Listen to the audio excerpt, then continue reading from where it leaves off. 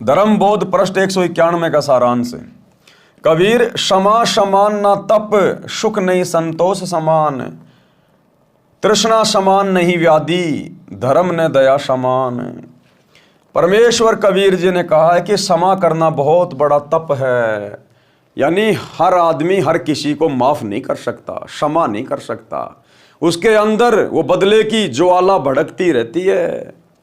तो गुरुदेव कहते हैं यदि आपने भगत बन के भक्ति करनी है और आपके साथ चाहे कोई कितनी ठगी करे, कितना ही बुरा व्यवहार करे, आपने अपने मन में उसके प्रति दोष नहीं रखना है, उसको शत्रु भाव से नहीं देखना है, उसकी छोटी बुद्धि को देखते हुए कि बालक बुद्धि का आदमी है, इसको ज्ञान नहीं है, हमने उसको माफ कर देना है। हमने याद भी नहीं रखना उस लड़ाई झगड़े को, उसकी उल्टी सीधी बातों को, उसके कुवचनों को हमने भूल जाना है। एक शत्रु एक मित्र है, भूल पड़ी रे प्राण, यम की नगरी जाएगा शब्द हमारा मान। हमने किसी को अपना शत्रु नहीं मानना, यहाँ पर कोशिश करनी है परमात्मा से प्रार्थना करके, ज्ञान को आधार बना के। तो गुरुदेव कहते हैं क्षमा करना सबसे बड़ा तप है। जिसको क्षमा करना आ गया, समझो उसको भक्ति मार्ग पर चलना आ गया, क्योंकि क्षमा हर कोई नहीं कर सकता। क्षमा करने के लिए बहुत बड़ा दिल चाहिए, क्षमा करने के लिए बहुत ज्ञान चाहिए, धैर्य चाहिए, गुरु का आशीर्वाद चाहिए। तो क्षमा बहुत बड़ा तप बताया गुरुदेव ने। परमेश्वर कबीर जी ने कहा कि क्षमा करना बहुत बड़ा तप है, इसके समान तप नहीं है। संतोष के तुल्य कोई सुख नहीं है। घर में किसी चीज का अभाव है तो दुनिया की देखा देखी हमने जड़ना नहीं है, हमने संतोष धारण करना है कि मेरे भाग्य में जितना था मेरे गुरुजी ने मुझे उतना ही दिया है, क्योंकि मेरे लिए इतना ही सफिशिएंट है, यही मेरे लिए हित में है। और यदि कभी आवश्यकता पड़ी तो मेरा गुरु मेरे से दूर थोड़े ना है।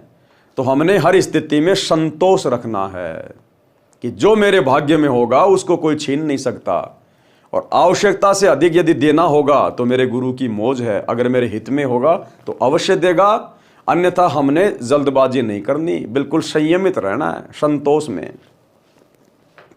संतोष के तुल्य कोई सुख नहीं है। किसी वस्तु की प्राप्ति की इच्छा के समान कोई आपदा नहीं है।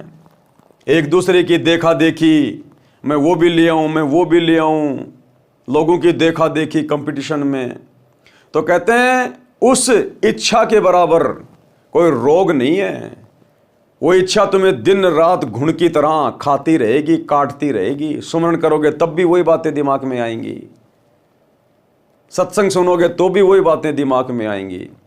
तो परमात्मा कहते हैं अपनी इच्छाओं के ऊपर भगत ने कंट्रोल रखना चाहिए, क्योंकि हमने भक्ति करनी है। और भक्ति करने के लिए हमने बड़े बड़े मकान की जरूरत नहीं, बड़ी बड़ी गाड़ियों की जरूरत नहीं है, संपत्ति की जरूरत नहीं है। मुंह में जुबान की जरूरत थी, वो परमात्मा ने दे दी। समस्त शरीर की जरूरत है, वो परमात्मा ने दे दिया। तो हमें तो वो संपत्ति मिलने जा रही है जिसकी हम कभी कल्पना भी नहीं कर सकते थे। इसलिए हमने यहाँ काल की नश्वर चीज़ों की हमने मन में इच्छा नहीं रखनी है। हमारे भाग्य में होगा तो गुरुदेव अवश्य देगा, भाग्य में नहीं है और यदि हमें आवश्यकता है तो भी हमारे गुरुदेव समर्थ हैं, अवश्य वो वस्तु हमें उपलब्ध करवाएंगे। इसलिए हर स्थिति में हमने संयमित होकर अपनी इच्छाओं पर कंट्रोल करके भक्ति मार्ग पर आगे बढ़ना चाहिए। किसी वस्तु की प्राप्ति की इच्छा के समान कोई आपदा नहीं है, और दया के समान धर्म नहीं है। दया समान धर्म नहीं है। जानवरों पर, पशुओं पर, पक्षियों पर, छोटे बच्चों पर गुरुदेव कहते हैं आपने दया भाव रखना चाहिए। सबके अंदर परमात्मा की आत्मा है, जो अपने से और के एक के पीठ पिछान, और भूखियां भोजन देत पहुंचेंगे परिवान। हमने सबके ऊपर दया भाव रखना।